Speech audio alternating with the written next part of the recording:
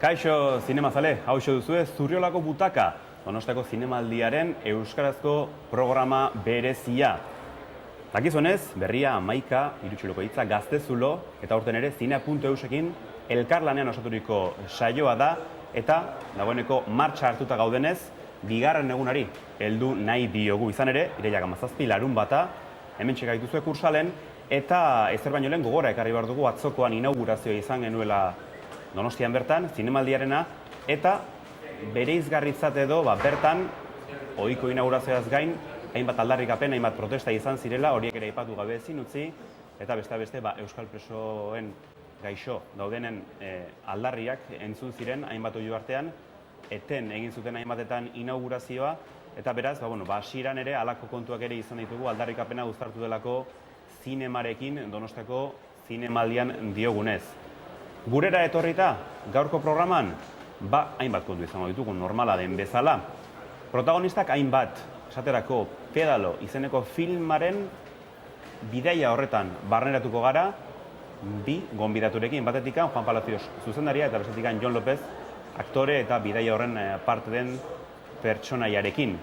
Horrezaz gain, badugu baita ere beste gonbidatu bat, Esti Urresola, berak Voces de Papel izeneko dokumentala zuzendu du, berezia, historikoa esan ezagun, eta abes batza baten historia bera gorde eta erakusten diguna esan bezala dokumental honetan. Eta gaurkoan kritikarien solasaldia bai izango dugula, estrainekoz, eta gurekin izango dira Amaia Garzia blogaria eta bestetikan Beñata Izagirre, ohikoa gurean, berriako kolaboratzaile dena, eta dagoeneko hasi dira filmak ikusten eta beraz, izango dute zera aipatu hementxe Zurriolako Butaka saioan.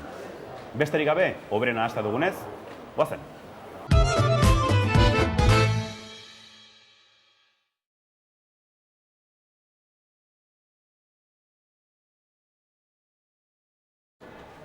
Izenbura bezain deigarria ezberdina ote da Pedalo filma bera ere. Hori, oraintxe argituko dizuegu ikusentzule izan ere, irakurri dugu ez, Mobi, Euskal Kostaldetik handi joan bidaia baten kontaera dela, dokumentalera, baina filma bezala ere arginezake, eta hori dena argitzeko esan bezala gurekin gaurkoan hemen dagoeneko eseri daitugu Juan Palacios zuzendaria, kaixo? Kaixo, egunon. Eta bestetikan Jon López, aktorea. Kaixo. Aktoria. Esango du, tokatzen zaizu aktoria izatea eta beraz, hala tratatuko zaituztegu. Bueno, ezer baino lehen, zer modu joan zen estrenaldia, atzokoa?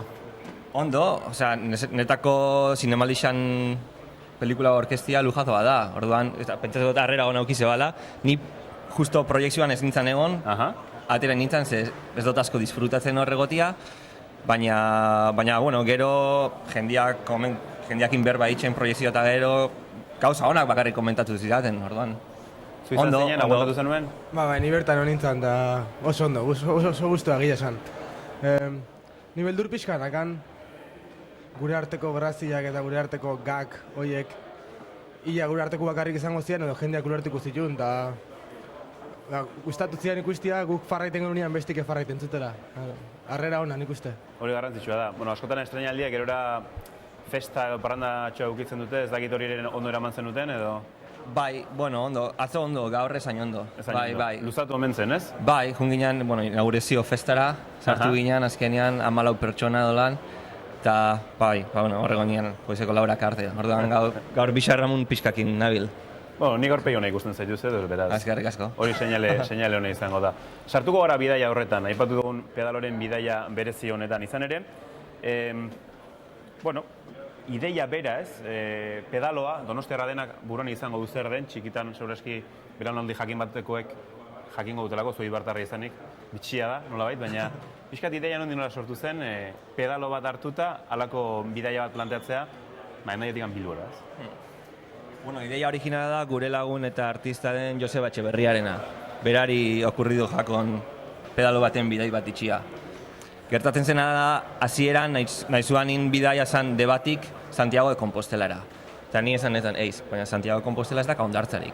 Eta gero ideia horretaz ahaztu inzan, eta gero ez dakit, 5 urte beranduago do, ni Kopenhagen nagoan bizitzen, justo karrera bukatuta gero, kusentzunezkoak bukatuta gero nagoan olako limbo baten, ez nekixan ondo zein bizitzakin, eta olako elkarrizketa batekin, Skype bidez elkarrizketa bat euki genuen, Joseba eta ni, eta berriro okurridu jakon bidaia egitea pedalo batian. Zauan motibauta berriro. Eta holan berbetan izan etzan, ni ez nintzala berakin jungo dokumental bat ingo nebala. Eta holan, hasi ginen. Uste dut, pelikula eta bidaia nolabait punto horretatik aurrera batera juntzirela. Eta esan daiteke nahiko eroa dela, gehiagi esan gabe ere nolako den filma, ez? Bai, nahiko eroa da. Hiru pertsonaia pedalo batean. Josebari gauza eroak okurritzen jakoz. Gauza eroak beha ikusi ditut, ze pelikula ematen lehenago investigatzen ibili nintzen pixkat interneten, eta aurkitu neban, zabala, gizon japoniar bat juntzana Honolulutik Okinawara pedalo batian. Orduan, distantza luziena pedalo baten indako bidaia, horren errekorra gizon japoniarrarena da. Hori bai, igual bigarren eskuko pedalo domingero baten bidai luzeena indako errekorra igual zuena izango da, ez? Ez dugu konfirmatu, ez dugu behitu interneten edo Guinnessen Guinness liburuan. rekorreko liburua, bai, japones horren pedalua ikusita guriakin zer ikusik, ez. Zuena low cost. Dena dela, Jon, esan zizutenean, pedaloan bidaia bat egitea proposatzen dizut, kasu honetan zuri. Nola hartu zen nuen, zer iruditu zitzaizun lehen momentu hartan? Bai ez, dudik ez. Gaina, Josebatik ikusita, no, Josebatik zetorren ideia, eta orduan ezin jezu ez. Lehenbiziko ezin zu ez eskua esan, eta bigarna egizu harritzen. Ezertako gainera, eta bueno, Juanek esan duen bezala, gauza bat beste atxetik etorri zen, eta segituan ja hor ginen, lauak. Dena bat gauza batekin lotuz, eta Josebak ja transportistakin pedalua honea ekartzen, gu lagun baten tailerrian jartzen, konpontzen, struktura soldatzen, ez dakiz, eta 10 egunetan uretan. Tita, azkar. Aipatu behar da, berez, hasiera batean, honetan Juan, hasi zinela itxasontzi baten bitartez grabatzen pedala atzetik, baina gerora diru kontuengatik oso ohikoa bihurtzen den gauza bat alako mundu batean, errepidetik ere egin bere izan zen. Pixka kontatu ere, nolako izan zen errodatzea bera eta zenbat denbora bere izan zenuten? Gertatzen dela, gekagun 2.500 euro presupuesto, oso presupuesto gutxi da luze metrai bat itxeko. Eta presupuestoaren zatitxo bat zen barkotxo bat alokatzeko. Eta gekagun barkua 6 egunetarako. Orduan, izatez bidai hasi behar zen Biarritzetik. Baina justu urten baino lehenago, probatu zuten pedaloa, eta konturatu ziren zuloz beteta zagoala eta ondoratu itzen zala. Orduan bidaia atzeratu inbia zen, eta orduan Hendaiatik urten ginen. Orduan hor, ja, egun bat galdu genuen. Eta gero Donostin bebai egon ziran 5 egun, egun baten itxaso txarra zauan, eta ziren urten beste egun baten parranda izuten. Ez, zulatu intzen. Bai, bueno. San Juanen loin genuen, bigarren egunian, eta San Juandik Donostira beste etapa bat zen. Donostira iritsi eta piratan eguna zen. San Juanen ja erdikutua heldu zen pedalua, zulotxu egin. Eta piratetan ja jendea gora hilo ezak izan, hasi zen urez betetzen, eta bai, eta eskerrak, hortzu dela suhiltzaiak eta bestela zin genuen, atea uretatik. Behaik lagundu ziguten, buelta eman genion, ustu, berriz lanian hasi, sikaflexa, poliesterra berriz, eta gero 2 edo 3 egun itxaso oso txarrakin, parrandain genuen, hori egia, nire itxaso txarra zegoen oso. Orduan, itxasontzi hori alokatzeko genekagun egunak, 6 egun horrek segitxuan bukatu zian. Donostin ja bukatu zian, orduan ja Donostitik aurrera kotxez segitxu nitxuan. Eta zenekan dirurik. Eta zegoenera luzatu zitzaizuen abentura? 2 aste, bai. Hasiera batean, asmoa zien 6 egun? Ez. Baina pentsatzen eban 6 egunetan egongo ziala, ja igual, lekeitxon edo lan. Eta azkenean Donostiraino bakarrik heldu zia 6 egunetan. 11 etapa zian. 11 etapetan niteko pentsatu da. 11 egun. Ezak izan bat ziren, uste dut 10.000 eguneko antzeko zerbait pentsatu genuen. 11 etapetan. Orduan izan zian bi aste, rodajia izan zian 2 aste, eta gero montajia izan zian 4 urte. Bueno, Kopenhagera buelta nintzanean, nitxuan eun ordu baino gehiago grabatuko materialian, eta ez nekixan oso ondo, ez nekixan ez da nundik hasi historia kontatzen. Eta gauza horredanak, behai, pelikulan ikusten dira. Osea, editorian pentsamenduak eta dudak eta olako gauzak bai pelikulan sartu ditut. Bai, zure burutazioak eta gerora horri buruz ere izango gunak, pixkat filosofikoak ere bilakatzen direnak. Aipatu duzu Kopenhague, zen izan ere, Danimarkan bizi zara berez. Bai. Eta nolako izan da, bidaiak lotura du ere beste bidai batekin alegia. Bai. Atzerrian bizi zarela, atzerren lan egiten duzula zinemagintzan ere, eta nola lotzen dezuriz pedalo batea, tortzen zara, 2 astez, hemen grabatu, deneran baten duzu Kopenhagera berriz ere, pixkat ere, zure bizitza baduka bidai kutsu hori, ez? Bai, azkenean pelikula badaka diario kutsu pixkat ere, eta hor sartu dut. Bai, bueno, gertatzen esan dudan bezala, Kopenhagen nagoan limbo antzerako baten karrera bukatuta gero, eta Josebak proposatu zidanean bidaia itxia, nizan eta pelikula ditxera noia. Eta orduan ja, Kopenhagetik, distantziatik, hasi nintzen bidai guzti hau, imaginatzen, romantizatzen bebai, badakizu, urrutiko intxaurrak 14 gerturatuta lau, eta lako zeu gertatu zitzaidan. Osa, nire buruan nitsuan ideiak oso handixat ziren. Eta gero Euskal Herria etorri nintzenean, konturatu nintzen, ja, pentsautako, Kopenhagetik pentsau nuen, imaginatu nuen pelikula, ezin izango nebala grabado. Eta justo horrek, pentsatzen dut, pelikularen tonua asko markatu duela. Horregatik agertzen dira, esan duzun, agian batzutan hausnarketa filosofiko existentzial antzekoak. Zeni nire bidai paralelo hortan, errepidetik egin nuen bidai paralelo hortan, notak hartu nintzuan, diario bat moduan. Eta gero Kopenhagera buelta nintzanean, ikusi nintzuan, naskan irudi danak, zianak gehien bat 3 lagun pedalo baten, eta gero irakurri nintzuan nire netak, eta zian nahiko triste, depresibo, existentzial antzekoak. Eta orduan kontraste hortan, zehozer gustatzen jatan zehozer aurkitu nuen.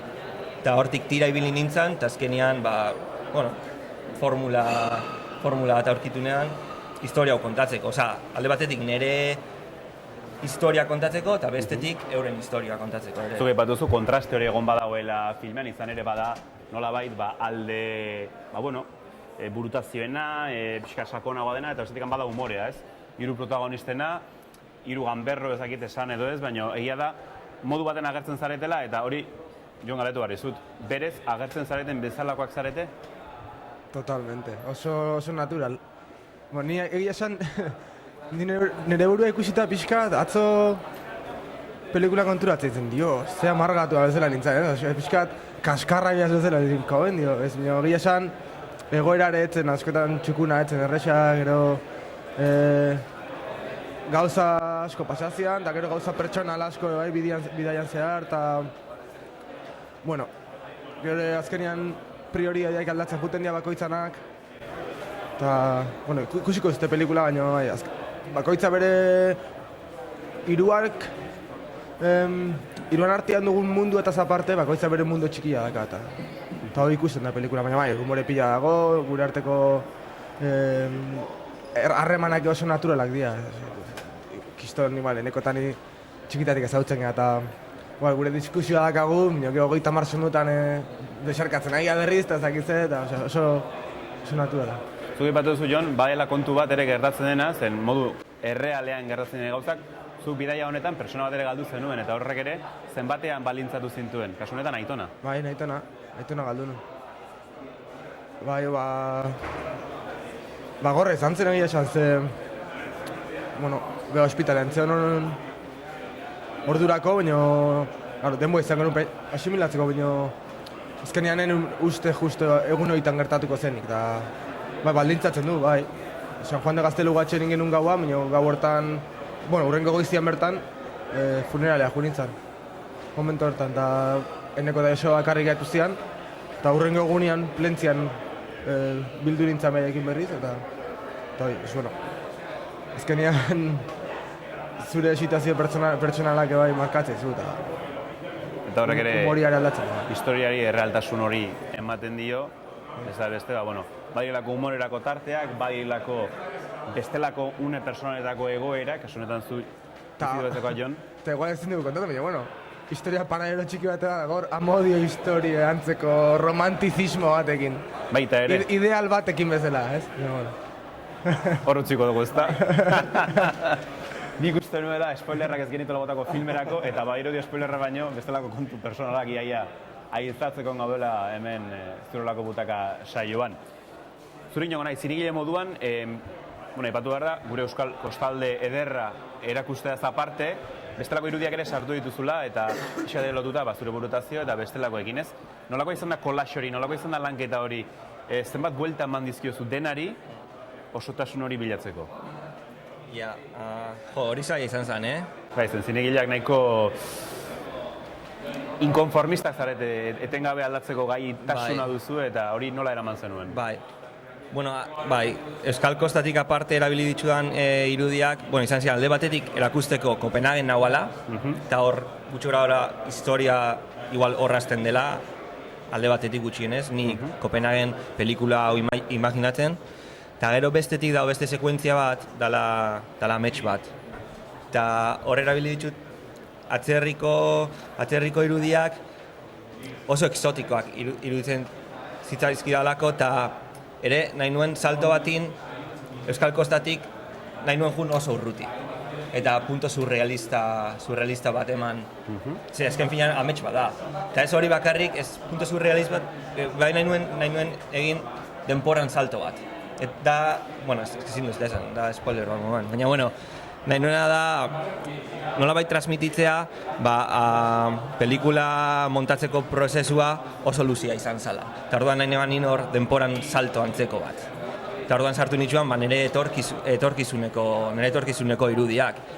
Eta horre benetakoa dira, ze justo bidaia, bueno, justo Euskal Herritik etorrita gero, nire neskak Hongkonekoa da, orduan Hongkonera jo nintzen, eta holako irudiak ere sartu ditut. Gero San Franciscoko beste irudik batzuk ere sartu ditut. Eta Kopenhageko beste irudi batzuk ere. Iruditzen zizazkidalako exotikoak eta Euskal Kostatik oso urruti daudela. Leheno galetu dizudanean, bidaia bat zela zuen filma uste baino gehiago da, kontatzen ari zaren ez, Bai. Hori da, azken finean, montatzeko prozesua 4 urte izan zian. Eta orduan 4 urte horietan gauza asko gertatu zian, eta pelikula ere nolabait evoluzionatzen juten zen. Nere bizitza evoluzionatzen juten zen egian. Eta, bai. Zure edo Jon, bidaia, duela denbora bat izan zen, nola duzu gogoan, behin ikusi duzunan pantailan dena montatuta, zure burua ikustaren dagoeneko aipatu duzu, pixka bat zer ikusi duzu, baina denbora pasa denez, orain urte horietan zebilen Jon hori topatu duzu, nola ikusi duzu? Bai, topatu bai. Baina garai hortan tesiare bukatu gabe, tesiakin bueltaka, bi aste oporroiek kontrarrelo bezala sentitzen zen itun. Bai, topatu bai, karo, gugea. Bueno, gaina oso aukera politia da. Atzea behitu, da zu dituzun oroimen guztiak horreuki, baina gainera olako pari bat eukitzia, ez? Osea, inorrek ez eukiko lako ezer. Eta gure arteko lotura oso berezia, baina olako gauzek gehi isla atzeute, eta... Nik guk ditugu, nik esan dut, baina, bueno, Eneko eta Josebak intaitzei eta gero ere bai, guk ditugun oroimenak oso onak dira. Gauza txarrak aztu ditugu, honezkeo eta... Honekin gelitu. Bai, gero, galdetzen bai guzu bigarren zati bat ingo benuen ez dakit. Baina, bueno, ez dakit, bueno, azkenin logistika aldetik eta gauza dira, baina oso ondo pasa, Galdetuko dizudan bai da, ea, ordutikan pedalo batean igozaren berriz ere. Esan egia, Ez pentsatzen egin. Oiartzunen ez dut uste pedaloa daudenik, baina... Oiartzunen ez da pedaloik. Baina, gure pedalua deban bukatu zuen. Bakarrik... Museo baten egongo da? Antzeko. San Juan Baleontzia bezala? Antzeko. Ez dakit, nuna, uste dela erdi astillero bateko antzeko toki batean, gizon batek hartu omentzun hor daka gordeta konponduta, ez dakit. Uste dut marea bizi hauetako batzutan pedalo hartu zudula eta herrietik gora bializun, itxasoa, ez dakit, eta gizon honek topatu omentzun, eta han omendo, deban. Josoa noizuenka juto omenda, eta zuru batetik hanbehitzo omendu eta hor ikusten dula, eta Esaten du, parece King Kong. Está como... Esan zen azkenekoan, King Kong emate hor da hor, katiakin lotua bezala, ezakize. Galetu ere izan beste kontu bada, kasu honetan Jon zuri, Bai. Irun abentura aipatu duzu, Eneko Josua zu eta baita ere Juan Bera. Pentsatu duzue, nahiz eta bidaia errepikatu bez, beste filme dokumentalen batean elkarrekin zerbait egitea, agien egunen batean Josuak deituko dizuelako diote, baina zait, okurritu zaizue gerta daitekeela? Esan ez du, Josuak idea asko ditu, eta azkenean... Hori ona eta txarra da. Bai, ez, beti gauz, bueno, zuk aukeratzen zuen, nun sartu eta nun ez, baina bai, normalian gauza honak ekartze ditu behakin, eta dokumentalan, beste dokumental bat, hoi ez dugu inoiz planteatu, guk behintzat, pertsonak hiruak. Ni bakit Juan bere proiektu pertsonanetan nahi dela lanian, ez dut uste, Juan ez da inoiz gelditzen. Eta paraleloki izango ditu beste 2, 3, 4 5 gauza. Horri inguruan ere galetu barri zut, izan ere, proiektu berriak izango dituzu, baina badaukazu buruan akaso etorkizun batean, proiekturen batean, fenomeno betakoren bat sartzeko? Ondiagen ez dut pentsatu, baina pertsona joan adia pelikula batera, hori seguro. Aktore naturalenak. Hori bai, jo, da pasada bat, zen natural agertzen dian pelikulan, bai. Eta ez dakit, agian, etorkizunean ez dakit, ingo lan berriro. Hori atzo uste galdetu zigutela, eta ezken nik uste naturala gela, ze azkenen gu lauak oso lagunak aspalditik, eta lauak elkarrekin ginean, demo guztian, etzeon ez fokoik, ez ezakizer, gure arteko gauza zen, orduan, beha kamara batekin notia gure onduan, gure egitzen zer suposatzen.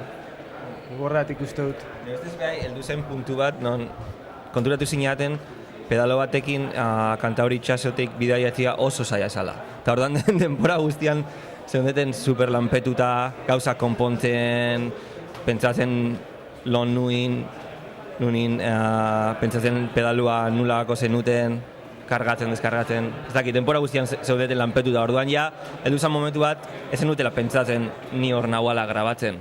Nahiko oso, ez dakit, ezinen arduratzen. Baina, barkatu, Bai, sei. Azkeneko gauza, eta egia esan, arrazoi guztiak, Bino era berian, guk, Juan esan du bezala, ez ginean konturatzen behar hortzola, eske guk behataz pasa egiten genuen, askotan. Eta hori barkamen askatu hori horregatik bai, zegu, behak ezin zigun jarraitu itxasoz. Eta gure izten ginean portura, baina iristen gineaneko lehertuak, ez geren gogoik, HM beharrean. berriz mikroa jarri eta hau pasa digu bidaian. Gaur, reproduzituko aldugu ez, hona isilik ez, mikroak endu ez, bata non bat joakun bestia ez, bestian mendi txoko bat bilatzea, kanpin da botatzeko, eta orduan, begatzen zen guratzetik kamarakin, eta horregatik zen horren naturaleren ikusten. Nik uste gehiago ez dugula kontatu behar, eta gure ikusentzulei esan, pedalo, filma ikusteko aukera baduzuela, eta hoberena hori dela. Aukera baduzue begiratu eta bertaratu ikustera. Bikoti eskerrik asko guren izatagatik, batez ere biharamunean, eta Eskerrik asko zuri. honen haupa dizugu, Kopenhagen, edo Hongkongen, tokatzen den tokian, edo Euskal Herrian bertan ere. Eta Jon zuri laiztara ikusten zaigun beste abenturaren batean. Ez baldin bada dokumental bat edo bestelakoa, baina bueno. Ni esker. Ni esker denei, ni esker. Eta guk aurrera jarraitu behar dugu saioan, izan ere dakizuenez, Zinemaldiak ere bidea egiten du egunez egun, bigarren egun honetan, lehenengo Donostia saria banatuko dute eta Ethan Hawke aktoreak jasoko du saria. Horrekin batera, The Magnificent Seven filma aurkeztuko dute. Berriako lagunek, soslai moduko bat, bideo moduko bat prestatu digute eta hemen txeduzu.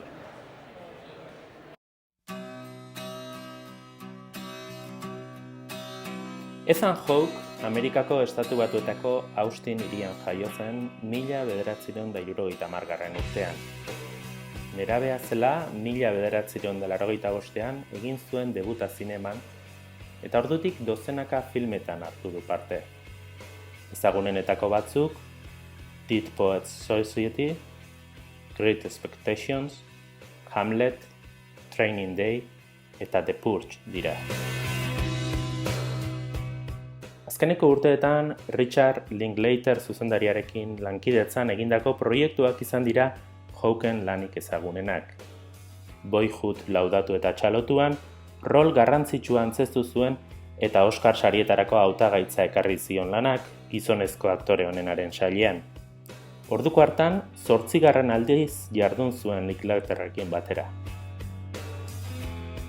Aurretik, zuzendariaren Before Sunrise, Before Sunset eta Before Midnight filmek osatutako trilogian rol protagonista bete zuen Julie Delpy aktorearekin batera.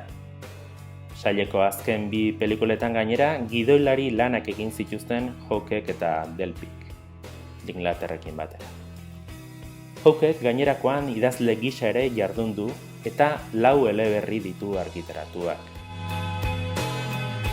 Donostiako zinemaldian, Antoine Fuquak zuzendutako The Magnificent Seven filma aurkeztuko du Hawkek, izen bereko 1960ko film ezagunaren remakea da pelikula, eta Veneziako zinemaldia itxi ostean iritsi da gaur Donostiara. Aurtengo zinemaldiko 2 Donostia sarietako lehena jasoko du Hawkek gaur gauean.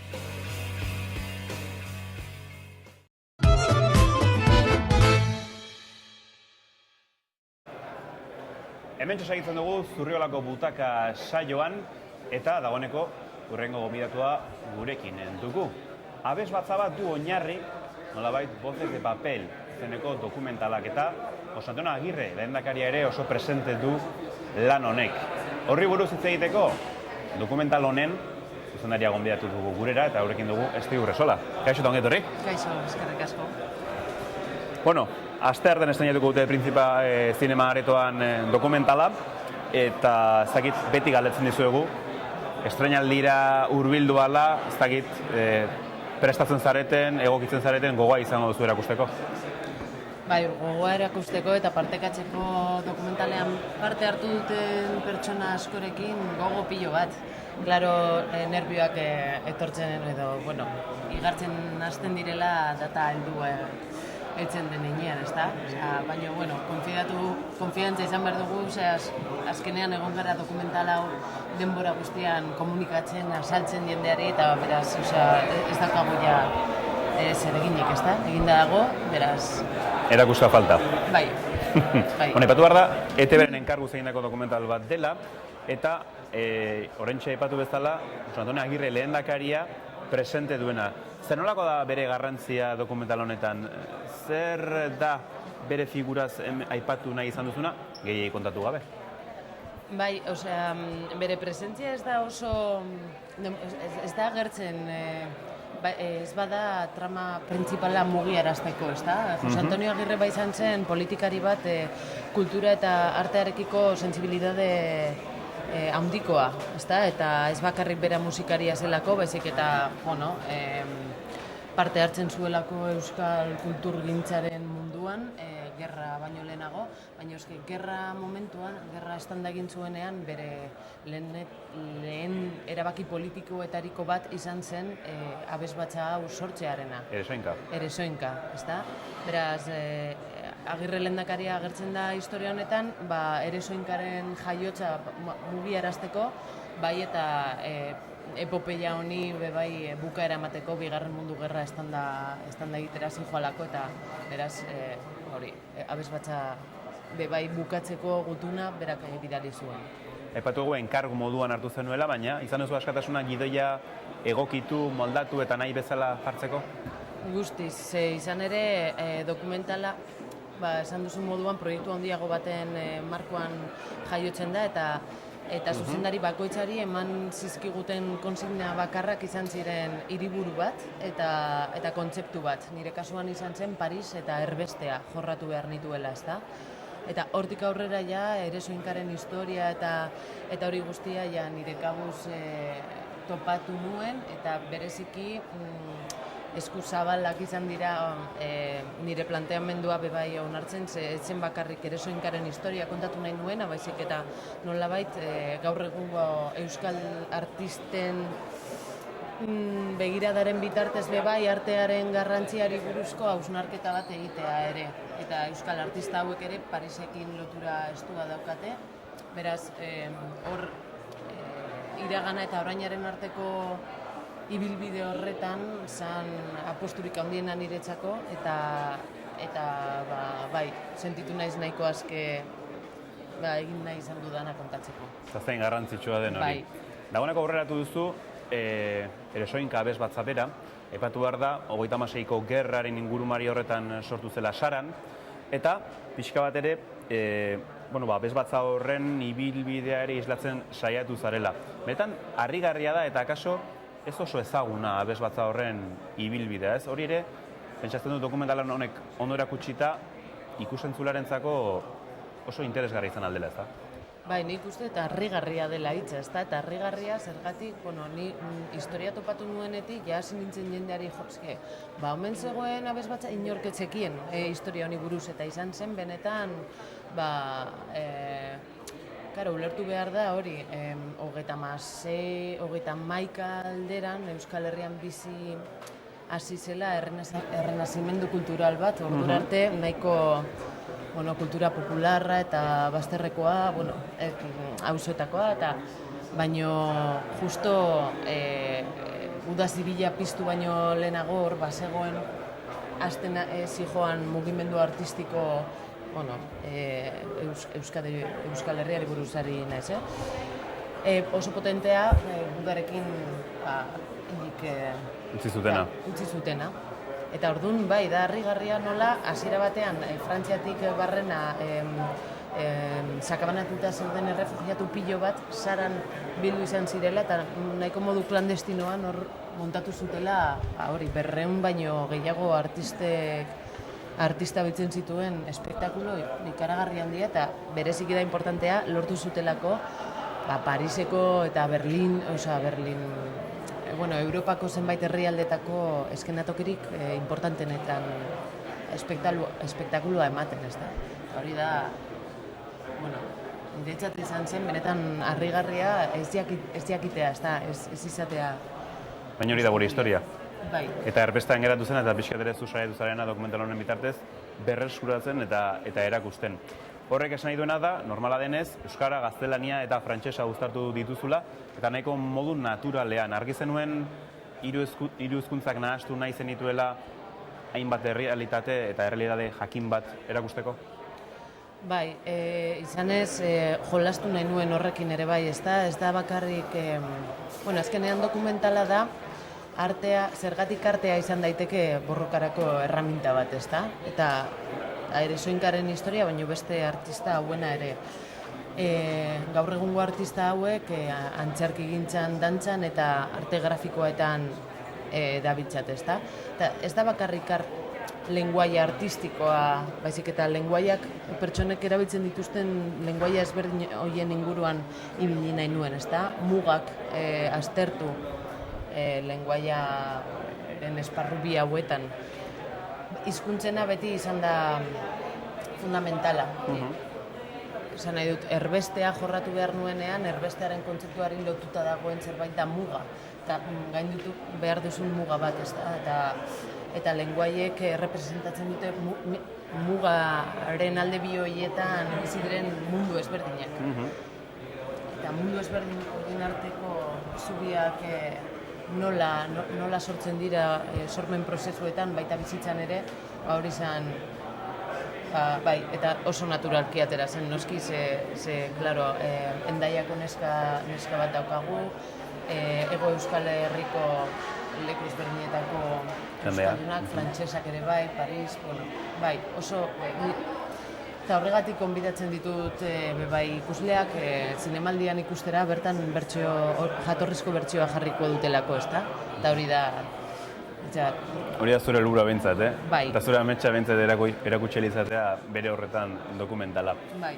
Normala den bezala, dokumentazio lan asko egin behar izan zenuen, egia da akaso Eresoinkari buruzko liburu bat idatzi duela Filip Reinerrek, eta Jose Antonio Agirreren ideia bat ageria dokumentalean, Reinerren ahotan, bere ahotan hain justu, eta ondokoa da, ez? Kultura beti handiagoa da gerra guztiak baino. Arrazoirik ez zaio falta? Ez zaio falta, izan ez hori. Ezkenean hemen planeta honetan gaudenok joan egiten gara, ezta? Gure pasabidea hemen oso txikia da eta kultura beti gainditu egiten gaitu, ezta? Beraz, zeintzuk gara gu kulturaren aurrean. eta sortzailea, kultura horren sortzailea, ezta? Eta zure ere gelituko da? Eta? Zure lana ere gelituko da kultura bezala? Bueno, hori denborak esango du baitere, ezta? Denborak jartzen du bere kriba. Bueno, baduzu Agirre lehendakariaren proiektuko beste filmak ikusteko gogoa? Bai, noski. Batzuen kasuan hasieratik nekielako historia eta beste batzuen kasuan ez dakidalako eserrez horien inguruan beraz grina. Eta bai, jakitea gero ikusi eta gero bai partekatzea da gustatuko litzaidakena gehien bat, nola bakoitzak eraman duen hain zabala zen gai hau edo planteamendu hau eta nola bilatu izan du hirian zehar, bere prozesua partekatzea uste dut polita izaten ari dela eta izango dela beste batzuekin oraindik ez dudalako izan aukera. Bai.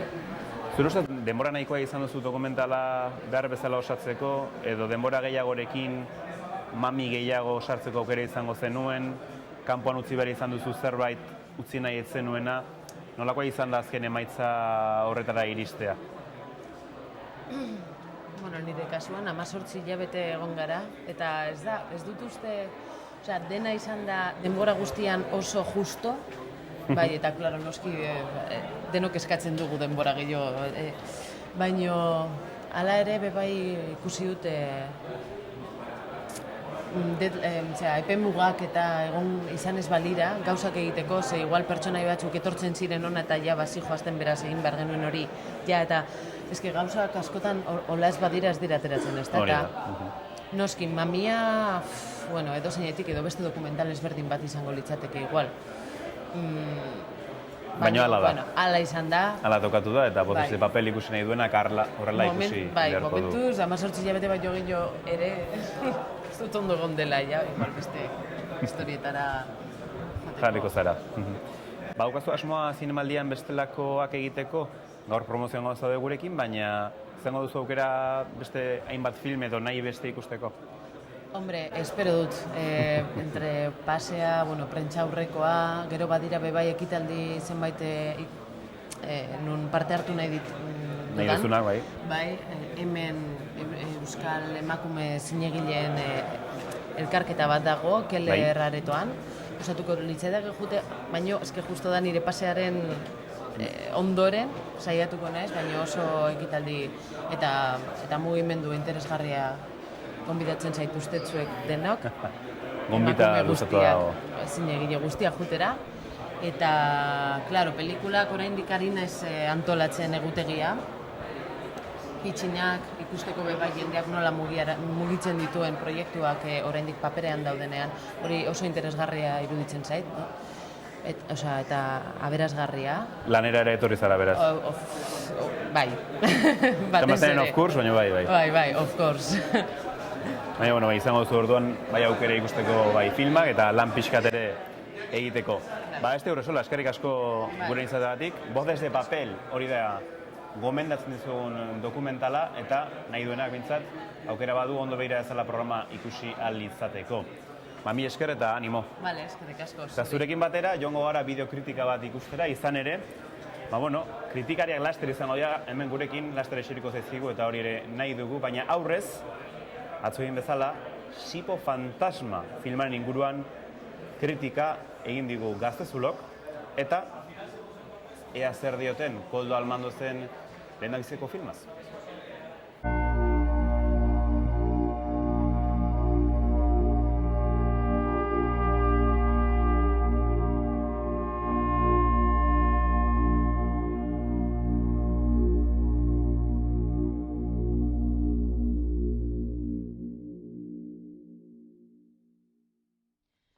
Koldo Almando zuzendari donostiarra ezaguna da laburmetraiak egiteagatik, baina oraingoan Sipo Fantasma izeneko bere lehen film luzea dakarkigu besoazpian.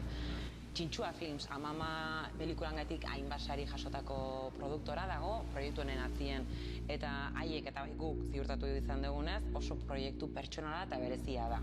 Ordu betian zehar Almandozek itsasmamuak, vampiroak eta zinemagintzan inguruko hainbat historia eta pasarte aurkezten dizkigu. Dena dialogorik gabe eta intzinako txuribeltzezko pelikulatan bezala, kartelak eta hitzak eta esaldiak tartekatuz. Drakularen historia da proiektu honen abiapuntua eta Bram Stokerren eleberrian gertatzen den bezala, Almandozek erabiltzen ditu liburu aipuak, albisteak eta beste hainbat keinu eta datu puzlea osatzeko. Azken batean, hoixe bera, ikuslearen esku dago historiaren puzleak eta kapitulu ezberdinak osatzia. Drakularen historia da pelikula honen abiapuntua. Eta Bram Stokerren eleberrian gertatzen da bezala, Almandozek erabiltzen ditu hainbat albiste, liburu aipuak eta puzlea betetzeko. Izan ere, historia 10 kapitulotan banatuta dago. 9 kapitulo eta epilogo bat. Eta ikuslearen esku geratzen da puzlearen piezak kolokatzea eta haien arteko lotura bilatzia. Soinua eta irudia oso landuta daude, eta hauek laguntzen dute kapitulotik bestera koherentzia bat ematen historiari. Izan ere, batzutan bai zinemagintzen inguruko hainbat datu kurioso eta ikasteko aukera izango duzu, ikusten baduzue. Eta inkluso ere gaur egungo kruzero eta isialdi itsasbidai hauen inguruko azterketa soziologiko bat egiteko ere ematen du. Pelikula zinema esperimentalen zaleentzako edota ordu betetxoz zerbait diferente ikusi nahi dutenentzako gomendagarria da.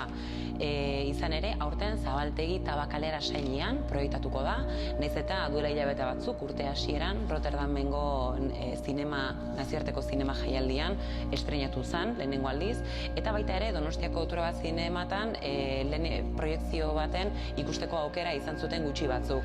Honek esaten digu proiektua ez dela beste aretotan ikusteko errez izango, beraz aprobetxatu beharko dugu zinemaldian egunotan izango dien proiektzioak kontaz gozatzeko.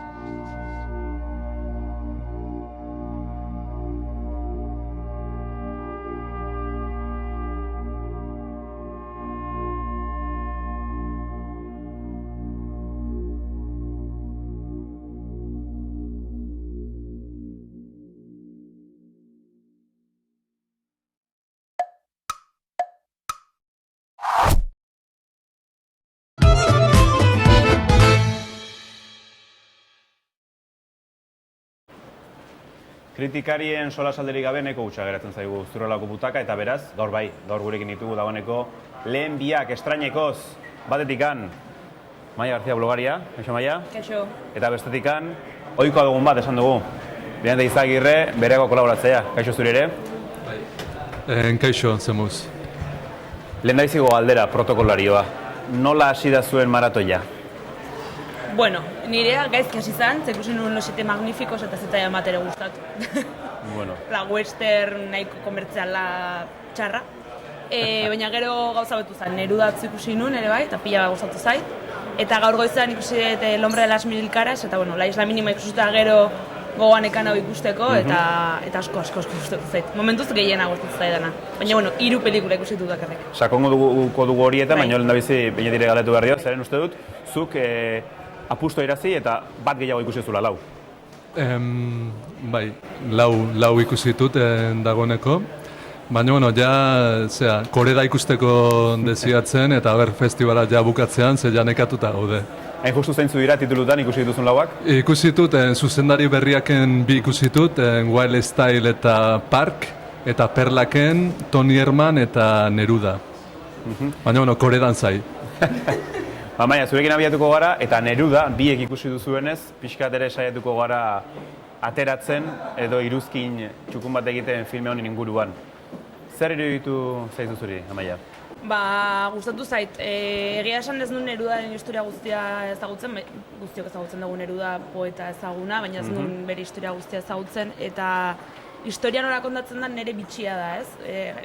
Kontatzen da bere persekutza, bere bila dagoen poliziaren ikuspuntutikan, baina era baita oso poetikoan. Orduan, bitxia. Gustatu zait, gainera, Larrainen evoluzioa ikusten baldin badago ez, Toni Manero leheno komentatzen nion, bere garaian ikusi nuen eta ezin nuen amaitu izan, ez zitzaidan bat ere gustatu, oso gaizen pasatu nuen pelikula horrekin, eta gero, El Club, eta irau pelikulak oso desberdinak dira, eta hau bere puntu berezia daka Larrainek. Ea, zer iruditu zaion beñati? Neruda? Nik Larrainen filmografia ez dut ezagutzen, ordunenakan ja buruan hola gauza hundilik ez da, junintzan ikustea eta nahi de guztau zait. Pelikula polita da. Esango nuke xarma berezia dakala. Alegia kontatzeuna ez da ezer espeziala, ez da ezer berezia. Ez da, Neruda eta polizia atzetik jarraika, ez da. Baina bai badaka xarma berezi bat eta gomendagarria da Neruda. Ikusi dituzuen besteen artean, zen nabarmenduko zenuke? Bueno, zuzendari berriakeko pelikula interesanteak izatea beti, alegia krudel xamarrak ez da, baina interesanteak izatea etikoki beti izatea pelikula zintzuak eta zea. Kontua da askotan ez duela arrasto handitik usten esan nahi dut, ez da. Ikusteko ondo daude, baina perlak eta beste sailetako batzuk ingeatzea eta, Wall Style eta Park bitak dira pelikula oso interesantiak eta ikustea junezkeo soziatak dezu, horietatik, pelikula horietatik, baina, zinemaldian hainbeste pelikula ikuste ditugunez, azkar aztean pelikula dira, bai. Dena dela, ipatu dituzun bioretatik, bereziki gure ikusentzule zein gomendatuko zenieke? Nik uste bila daudela ondo, baina gomendatzekotan Park gomendatuko nuke, gazte jendian. Zuzendari berriaken asko ikuste nera bezaroan eta ez da gaztian arteko harremanak, problemak eta bar. Orduan pelikula zeak izatea interesantiak eta mami askokuak, ez da, zuzenak egokiak izatea, baina askotan hori falta izatea, ez da, pixkat, arrapatziak edo ikuslia, ez da. Kasu honetan, azpimarratu duzunez beste filme bat Amaia, zurekin joango gara, izan ere, El hombre de las mil caras asko aipatzen da, beste La Isla Minimaren zuzendaria delako, ez dakigu urrezko maskorrare aurten eramango duen edo ez, pixka bat arraro izango litzateke, baina hor dago filma, asko hitz egiten ari dira azken egunetan ere edabideak Francisco Paesa famoso horretaz. Ferren agertu omen da baita askotan. Bai, egia esan ez nekien oso ondo zertaz zijoan. Bakarrik nekin La Isla Minimako zuzendaria zela eta Aruntza Junez, Victorio Eugeniara. Eta egia esan, da Paesaren historia guztia nola gontzan Roldanekin, Roldan ezkutatzen. Roldan oso ondo karakterizatua, ez da? Tantza karagarriarekin. Bai. Eta egia esan ez nuen historia guztia ere ezagutzen. Nekin bere garaian Roldan ezkutatu zagola, jende guztia bezagola bere bila, gero agertu zala. Eta bai, egia esan batzutan bilatzen ditugu historia poliziakak batez ere filmografi estatuatuetan, eta horrela ez, beti beraia dazkati historia honak, eta egia esan, hemen daukagu historia kristona, espien eta ez, ni bizi egonez momentu bat esaten, hau zer da, zinema espainiarra, hangoa, hemengoa da historia bat egitazkoa gainera, eta gezurra dirudi horrelako zerbait hemen gertatu zenik. Egia esan, Espainiar korrupzioa ere askotan aipatzen da, jendea parra egin du momentu batzutan Espainiar politikaren inguruko zerbait aipatzen zenean, ez? Igual adibidez, bai, esken Espainian horrek gauzak horrelak dira. Ez da, askotan agertu da, eta badaka bere kritika ere bai, orduan, guztia, neta guztia daka, historia polizialaka oso ona, eta baita Espainia politika kritika bere garaiko, ez? 80 hamarkadako historia hori. Eta bai, nik uste ez dakit maskorra, asko da esatea, saile ofizialeko lehenengo ikusten dut. Baina protagonistak akaso... Zerbait, eta Coronado, ni ez naiz Coronado zalea, eta gustatu zait. Eduard Fernandez askoz gehiago. Bai, horregatik. Baina Coronado normalean ez gustatzen, gaina esan lagunari, orain Coronado, pereza, eta gustatu zait, orduan. Egia da klasiko dela Coronado alako filmeetan, eta kasunetan ere bada, eta aipatu bezala, Espainiaren estolderiak ondo aizatu edo erakusten dituen filma da. Egon ziur, film horren berri izango duzuela, han, hemen eta bestean. Beraz, hemen aipatu dugu eta merezi du, baina tira. Horrezaz gain. Eta ez zaizuna bat ere gustatu, komertziala dena, eta ez dakit latigo atera nahi duzu, baina zergatik ez zaizun gustatu, bai nahi dugu jakin. A ber, bueno, ikusi dut, Los Siete Magníficos atzi ikusi nun, ez dakit zergatik, bueno, jungun ez ikustera. Eta bai, orain justo saria emango diote gaur Ethan Hawke eta pelikula horrekin etorri da, askotan Donosti sariarekin datu zen pelikula horiek ez dira osunak izaten. Equalizer adibidez, etorri zanean Denzel Washington ikusi perez amantzi galako baita. Eta pixkat horrela ez, azkenean amerikanada fantasmada bat, western bat, baina western pixkat txarra, egia esan. Ethan Hawke zalea zara? Bai, baina hontan ez, bueno, hontan ondo zegoen, uste bera zala onena, Denzel Washington ere agertzen da eta, bueno, beste, sin más, baina bai, Ethan Hawke ondo dago, ondo, baina pelikula ez dago, ez da gustatu. Ikusteko asmoa daukazu, Beñat? Bueno, Ethan Hawkek beak esatezun adierazpenak inditu pelikulan inguruan, eta esatezun batez ere nahizula lanein berriz Training Dayeko zuzendari jakin eta Denzel Washingtonekin. Orduan pelikula ona otxarra berdin du, beak ondo pasadu bere lagunakin, eta, bueno, baina ez dakat ikusteko asmoa. Zail ofizialeko pelikulaik ez dut ikusiko nahiko lan badakauta. Eta aipatu duzu bi aldiz, eta orduan galdetu behar dizut. Zinema japoniarrak izango du presentzia, eta zai zaude hori dastatzen hasteko, Korea da bera ere aipatu duzu bestalde, esan dizut, baude filmatzuk ja dituzunak apuntatu eta nahi dezura lehen bailen iristea? Egia esan, bueno, Korea da azken urtetan Korea dan pelikulak beti izate ditugu Donostiko zinemaldian. Zuk eskatzen dituzu eta jartzen dizkizute. Eta orduan, bueno, bai, nahi Korea asko gustatzen zait, Japoniako zini asko gustatu izan zait betidanik, eta Korea dana, garai batean Takeshi Kitano, eta, bueno, baina oain Korea dan zalia gehiago naiz, oso zine realista eta giza komplexutasuna islatzen zinia da, baina zine alaia, alaitasun hori edo hori badaka, ez da, hori asko eskertzet, azkenean zuzendari berriaken pasatzean da askotan gazte jendiazteanean oso pelikula krudelak iteitula, no? Ez da, eta orduan... Lehenbezik gogorretik gazten da, gerora lehuntzeko. Hori da, orduan ondo da giza komplexutasuna eta gizakian arazuak eta zintzotasunez erakustia asko gustatzen zait, egokia iruditzen zait, baina asko gehiagi zentratzen ja aspektu edo negatibotan, ez da, orduan Korea da horregatik da opari bat, zinemaldi batean opari badaz, irri-farre pixkat inalizateko ondo etortzea, ez da. Koreaz gain, bada beste filme japoniarrik gomendatuko zenigukena? Baten ongoa, baina nik ez dut asko programa... Ez dut asko behiratu, baina horretxak badira. Beste perla bat ikusietena izan da Tony Herman, ikusmin handia, sortu duz, Oscar sarietako hautagaia izangoa, kritikan sari irabazi du, baina, da pelikula bat indiferente usten ez duna, o gustatuko zaizu, o ez zaizu gustatuko. Eta zuri? Nahi ez zai gustatu. Ez zai gustatu, planteamendua bera, proposamena bera, nahi parre inarazi bat etzianin, ez da. Baina, kritika interesantia daka, nik kaninokin alderatu nun, ez da. Dia pelikula batzuk, igual interesantia da kritika, iteuen kritika interesantia da, hemen pelikula honek kritikatzen da kapitalismoa, itxurakeria, hori individualizazioa, eta kritika interesantia da.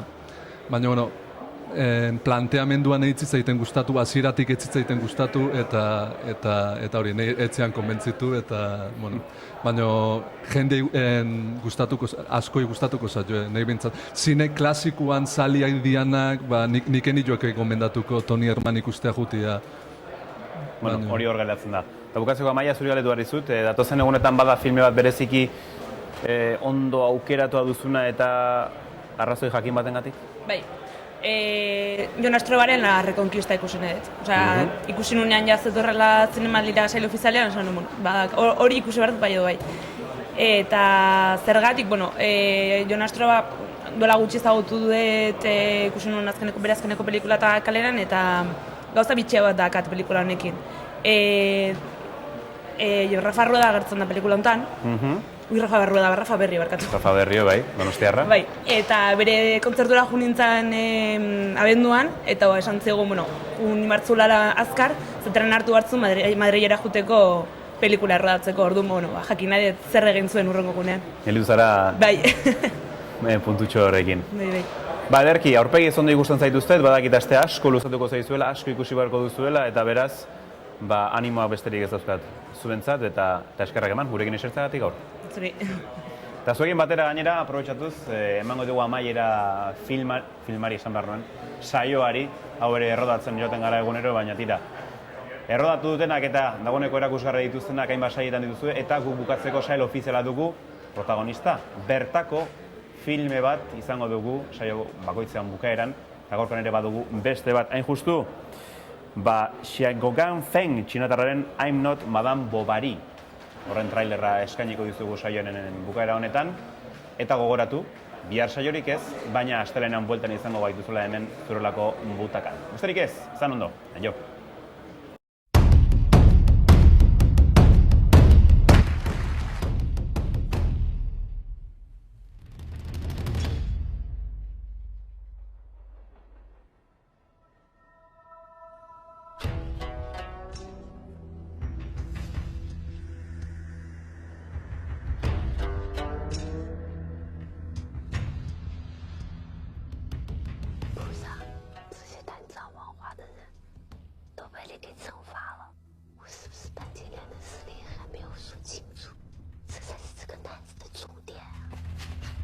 去年我们离婚明明说好商量的是假的，你怎么连声招呼都不打就变卦了嘞？这离婚证是不假，但当初离婚是假的。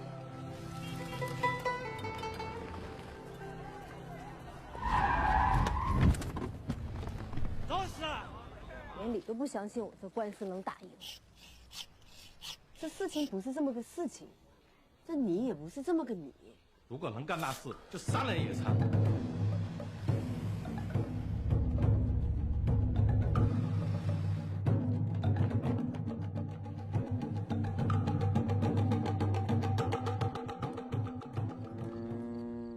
刘说不让我告状，是怕我告不赢；你们不让我告状，是让我继续含冤。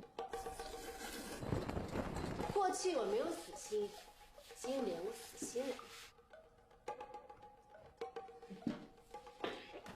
慢点。但是。